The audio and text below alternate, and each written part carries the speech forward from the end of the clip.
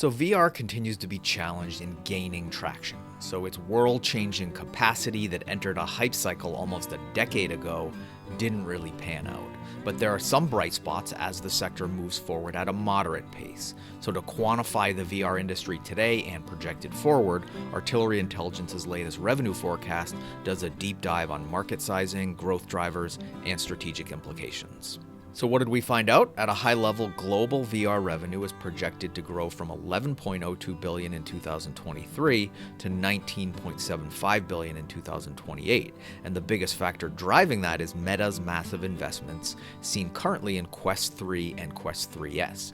Now, both of these devices feature full-color HD pass-through cameras for mixed reality, and they come out at the right time. So Quest 2 was at the end of its life cycle, and sales were waning throughout 2023. So Quest 3 and 3S stimulate a VR replacement cycle with renewed excitement and demand, and that's bearing out so far in tangible sales growth.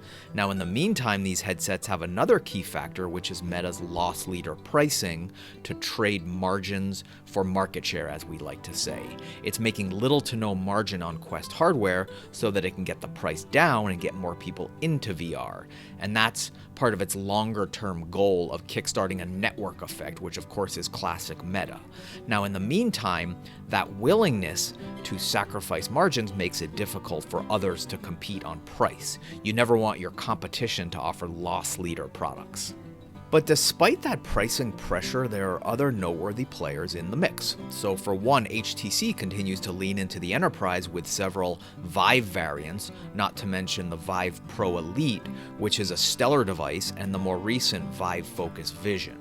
Meanwhile, a previous market leader, PSVR, is seeing its successor, PSVR 2, decline in sales in 2024 after a fairly strong start in 2023.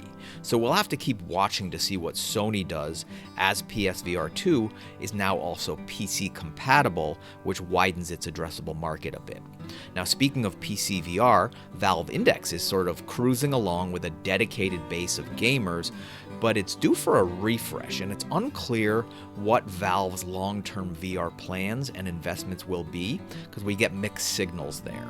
But panning back, we project aggregate VR unit sales for PC, console, and standalone tiers to go from 6.38 million in 2023 to 9.59 million in 2028, which will create a cumulative installed base at that time of about 38.62 million in-market units. So that just scratches the surface, and you can see more in the full report, but in closing, we'll circle back to Quest 3 and 3S. So though Meta isn't first to market or even best in class with color pass-through, it has combined that standard with the element of affordability. And standard is actually the right word, because Meta has made pass-through mixed reality table stakes in VR, so anyone launching without that capability is now at a competitive disadvantage. But the other thing this does is elevate AR, which can live on and be incubated within the more mature and penetrated VR device market, and therefore gain exposure and acclamation. And this is what Meta wants. It's sort of a bridge to its AR ambitions, which it's tackling from many angles, including smart glasses with Meta Ray-Ban smart glasses and high-end optical AR with Orion, but that's a story for another day. For now, the point is that we've seen sort of a turning point in VR hardware standards, and the remaining question is how the market and the demand side of the equation react.